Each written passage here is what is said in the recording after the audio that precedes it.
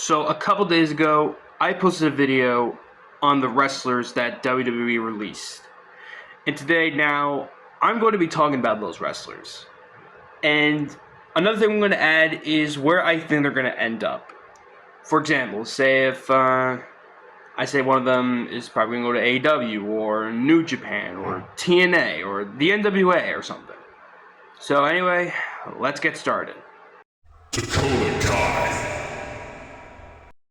Dude, I am really shocked that they released her again. I mean, not that long ago, people thought she was going to be the first ever women's Intercontinental Champion, or even become the second ever in the future. But now, all that's gone because now she's released. I mean, I get it, she was injury-prone-ish, but still, even when she was not injured, you could have done something with her. She's very talented, and she's possibly one of the most underrated wrestlers that they had, that they didn't utilize on. I don't understand, why WWE does this. Instead of actually booking the wrestlers that fans want to see succeed, they do the exact opposite by giving them nothing, but giving wrestlers that nobody wants opportunities. So, in my personal opinion, there are two places where I can see Dakota Kai ending up. Stardom or TNA. But between those two, I most likely see her ending up in TNA. I feel like she would definitely thrive in TNA. Braun Strowman. This guy was my all-time favorite member of the Wyatt family after they disbanded in 2016. I cannot believe that they once again released Braun Strowman. He returned in 2022 to a great reaction from the fans because before they didn't think he was ever going to get fired because people thought he was going to be a WWE lifer. But of course, Vince being the fucking idiot that he is, he just released Braun Strowman. And then Triple H brought him back. I think Braun Strowman said that he was happy to be back. And then years later, he's once again released. I mean, yeah, he did get injuries as well, but he had great feuds with Bronson Reed, and not that long ago, he was in a mini feud with Jacob Fatu. I mean, by the way they were booking Braun Strowman, I thought he would possibly be the United States Champion very soon. But now, that's never going to happen because they fired him. And now, earlier I saw a report that they released Braun Strowman due to the amount that they were paying him. You know, they could have done a very logical thing and just lower the pay instead of firing him. I mean, make it make sense. Sure, lowering pay isn't that good either, but come on, discussing a smaller amount would have been better than firing him. Like I said, I was a big fan of Braun Strowman, and I was really upset by the way they treated him for most of the part throughout his first run in WWE. And his second run, he had a few highlights, but most of the time he was either not there or just doing random shit. And so, honestly, I don't know where Braun Strowman might end up. I'm only between one company, honestly. I'm saying he's probably going to go to the NWA. So, Shaina Baszler. It still shocks me that WWE fumbled the ball with Shaina Baszler. How do you F up a talent like her this bad? She was one of the most popular wrestlers in NXT during the Black and Gold era. And then as soon as she gets called up, we all think, oh, she's going to win the Royal Rumble. Did that end up happening? Did Shaina Baszler win the Royal Rumble?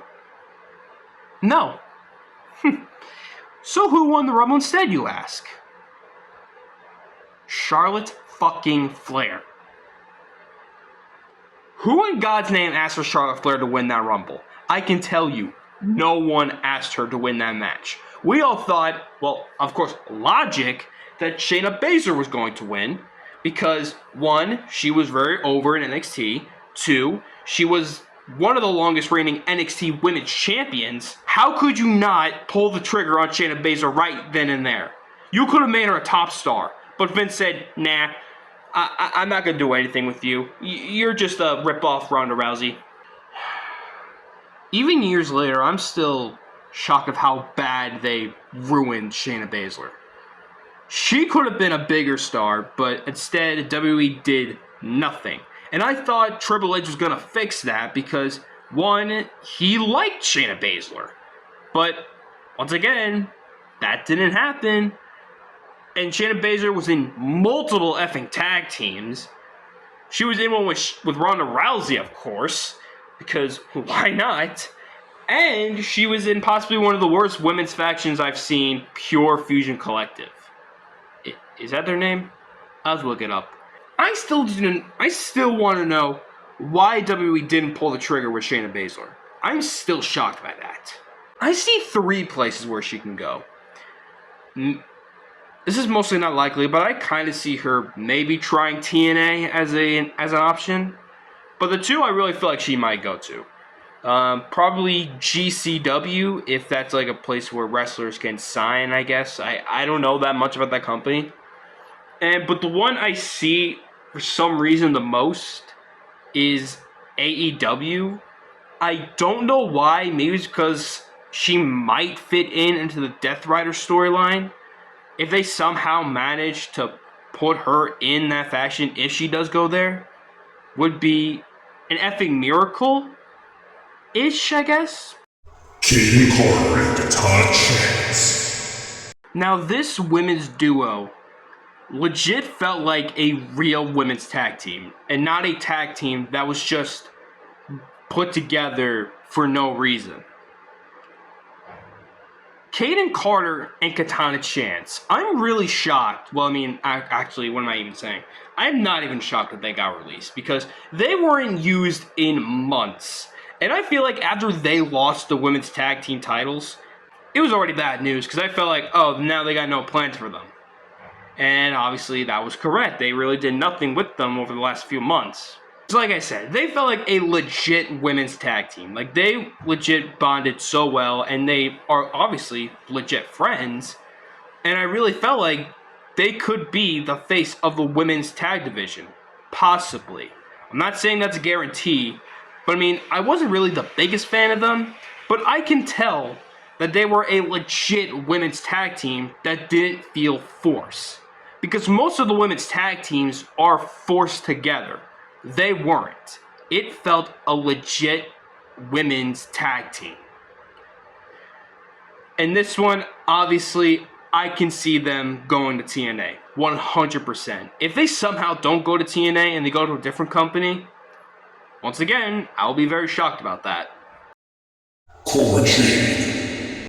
I'm really shocked that they got rid of Cora Jade. I mean, back in February, she was in a fatal 4-way with Julia, Roxanne Perez, and Bayley. So, I don't get what the logic was of releasing her when they clearly had plans for her. I could have easily seen her win the North America Championship if you didn't have plans for her to win the world title. But again, that's not going to happen anymore because they just said, bye-bye. And yeah, I know, she had injuries, but again, I did see a little bit of potential in her. Yeah, she wasn't like my all-time favorite in NXT, but still, I did see something in her to actually get a push. But I guess WWE just like, nah, you can go. Now, this one's definitely the easiest. I definitely see Cora Jade going to TNA. That's the one place where I think she definitely will go. This is another guy who was competing for the NXT Championship not that long ago. And he was in a feud with one of the top stars in NXT right now. I'm surprised Eddie Thorp just got released. Because like I said, they were doing stuff with him not that long ago. And yeah, he did that. He had a little thing with Ava, and they had a little something with Shawn Michaels. And he, like I said, he was in a feud with Trick Williams. Well, I mean, the feud wasn't that good. I didn't really like it. Their strap match wasn't really the best. But I mean, at least that's something to do with Eddie Thorp. I think like 2 weeks ago, he was in a fatal 4-way for the number one contenders for the North American Championship. I just need to know how these releases are thought of. Like how do they decide who's getting released and who's not getting released? Because most of the people that I have talked about have been used recently, or were being used, and all of a sudden they just vanished. Honestly, I really see him going back to, I think he was in New Japan before he came to WWE, so I really see him going back to New Japan Pro Wrestling. Gigi Dolan. Between the two members of Toxic Attraction, I really thought Gigi Dolan was going to be the breakout star, but I really thought Gigi Dolan was going to be a big star in NXT. I really thought that, but apparently not. She did most to nothing. She was in a random storyline with Ariana Grace, which led to nothing. She came back to be a part of this Chemical X faction. That led to nothing. And now she was in a title match not that long ago with Tatum Paxley. And now all of a sudden they go like, alright, goodbye. Just make it make sense. Just make it make sense. I need reasons why these people are getting released. Not just, oh, budget cuts. I need to know why. Because, again, not that long ago, she was in a tag match. In a tag title match. And they just say, hey, great performance, but, here's your pink slip. I mean, Jesus Christ, dude. Now, this one's very easy. I see her going to TNA. I would 100% see that happening.